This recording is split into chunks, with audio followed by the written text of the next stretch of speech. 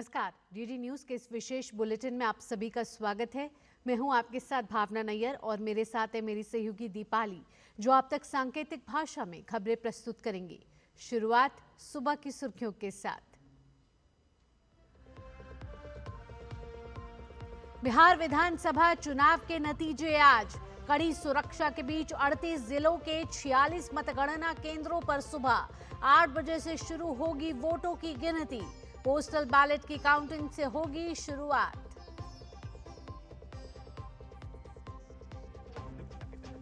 किसके बनेगी बिहार में सरकार, आज जनता सुनाएगी फैसला। एनडीए और महागठबंधन दोनों ने किए हैं बहुमत मिलने के दावे।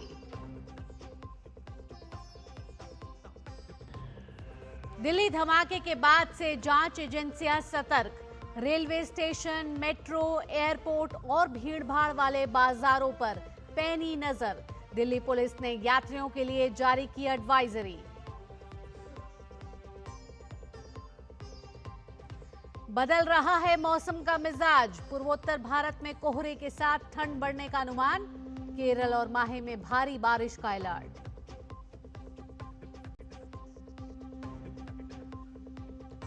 एडिटेड हेट स्पीच मामले में बीबीसी ने मांगी अमेरिकी राष्ट्रपति डोनाल्ड ट्रंप से माफी। मानहानि के दावे को किया खारिज। बीबीसी नहीं करेगा दोबारा उस डॉक्यूमेंट्री को प्रसारित। और भारत और दक्षिण अफ्रीका के बीच 2 मैचों की टेस्ट सीरीज का पहला मुकाबला आज से कोलकाता के ईडन गार्डन में। शुभमन गिल के नेतृत्व में पूरे तरीके से तैयार है टीम इंडिया। अब खबरें विस्तार से। बिहार में किसके सिर सजेगा सत्ता का ताज, आज सब कुछ साफ हो जाएगा।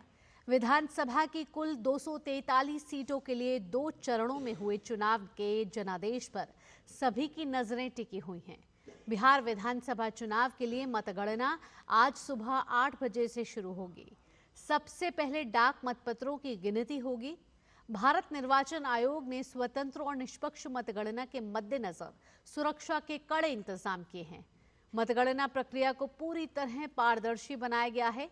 ईवीएम और वीवीपैट को त्रिस्तरीय सुरक्षा व्यवस्था के अंतर्गत स्ट्रांग रूम में कड़ी सुरक्षा के बीच रखा गया है। मतगणना केंद्रों पर सुरक्षा के कड़े प्रबंध किए गए हैं। साथ ही केंद्रीय सशस्त्र पुलिस बल और राज्य पुलिस को तैनात किया गया है। इसके अलावा सीसीटीवी निगरानी और अन्य सुरक्षा प्रावधान भी किए गए हैं। विधानसभा क्षेत्रों में चुनाव के लिए तैनात पर्यवेक्षक भी मतगणना प्रक्रिया की निगरानी के लिए मतगणना केंद्रों पर मौजूद हैं। आपको बता दें कि बिहार में इस बार दोनों चरणों को मिलाकर कुल 66.91% मतदान हुआ है, जो ऐतिहासिक माना जा रहा है। दिल्ली में लाल किले के पास हुए धमाके के बाद जांच एजेंसियां सतर्क हैं। रेलवे स्टेशन, मेट्रो, एयरपोर्ट और भीड़भाड़ वाले बाजारों पर पैनी नजर रखी जा रही है। इसी के चलते दिल्ली पुलिस ने गुरुवार को यात्रा से जुड़ी एक एडवाइजरी जारी की है। इसमें यात्रियों को रेलवे स्टेशन, मेट्रो स्टेशन और एयरपोर्ट पर अपने निर्धारित समय से पहले पहुंचने के लिए कहा गया है।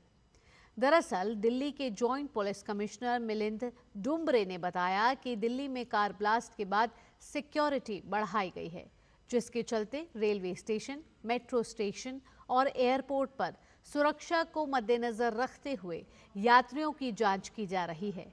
साथ ही दिल्ली मेट्रो से जाने वाले लोगों को 20 मिनट पहले ही पहुंचने और फ्लाइट से जाने वाले पैसेंजर्स को एयरपोर्ट पर कम से कम 3 घंटे पहले पहुंचने की सलाह भी दी गई है।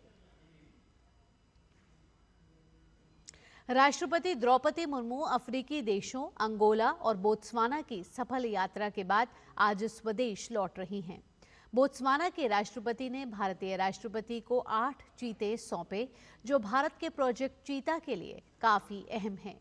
राष्ट्रपति मुर्मू ने बोत्सवाना में भारतीय समुदाय को संबोधित किया।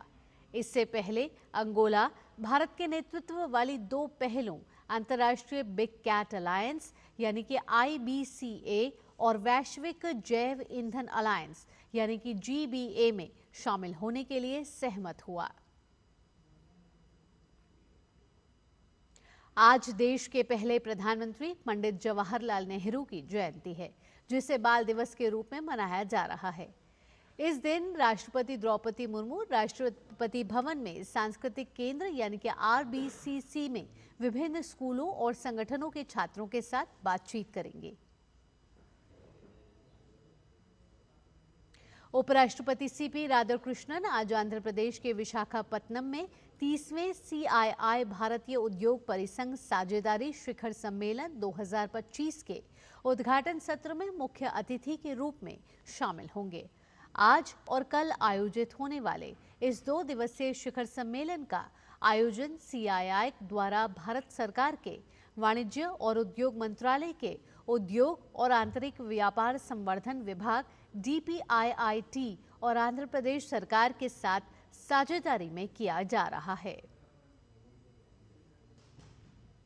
भारतीय दूरसंचार सेवा के 60 वर्ष पूरे हो रहे हैं। इस अवसर पर नई दिल्ली के विज्ञान भवन में हीरक जयंती समारोह का आयोजन हो रहा है।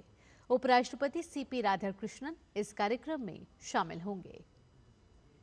इसके साथ ही उपराष्ट्रपति आज नई दिल्ली के यशोभूमि में rotary Tejas wings of change कार्यक्रम का उद्घाटन करेंगे।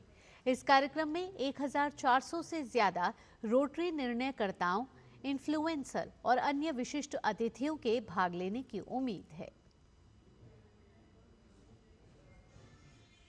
मौसम की खबरों में मौसम विभाग ने देश के अलग अलग राज्यों में ठंड को लेकर बड़ा अलर्ट जारी किया है।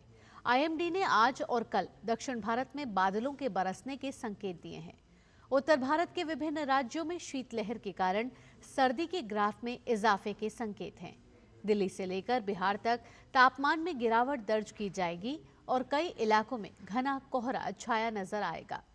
पूर्वोत्तर राज्यों के लिए घने कोहरे के साथ सर्दी का अलर्ट जारी किया गया है। दक्षिणी राज्यों खासकर केरल, तमिलनाडु, अंडमान निकोबार द्वीप समूह और लक्षद्वीप के कई हिस्सों में हल्की से मध्यम बारिश होने की संभावना जताई गई है। ब्रिटेन की ब्रिटिश न्यूज ऑर्गेनाइजेशन यानी कि BBC ने अमेरिकी राष्ट्रपति डोनाल्ड ट्रंप की एडिटेड स्पीच चलाने के लिए उनसे माफी मांगी है। हालांकि BBC ने यह कहते हुए ट्रंप के मुआवजे की मांग को खारिज कर दिया कि इस मामले में मानहानि का कोई आधार नहीं है। BBC ने यह भी कहा कि वह इस एडिटेड स्पीच को किसी भी प्लेटफॉर्म पर दोबारा प्रसारित नहीं करेंगे। भारत और दक्षिण अफ्रीका के बीच 2 मैच की टेस्ट सीरीज का पहला मुकाबला आज से कोलकाता के ईडन गार्डन्स में के मैदान पर खेला जाएगा। भारतीय बल्लेबाजों के सामने मेहमान टीम के स्पिनरों से निपटने की चुनौती होगी। विकेटकीपर बल्लेबाज ऋषभ पंत पर भी नजरें होंगी, जो करीब 4 महीने बाद अंतर्राष्ट्रीय क्रिकेट में वापसी कर रहे हैं। इसी के साथ इस विशेष बुलेटिन में इतना ही। मुझे और मेरी सहयोगी दीपाली के साथ टीम को दीजिए अनुमति। DD न्यूज पर विश्वसनीय और सटीक नतीजे जो बिहार के आने वाले हैं वो जारी रहेंगे। नमस्कार।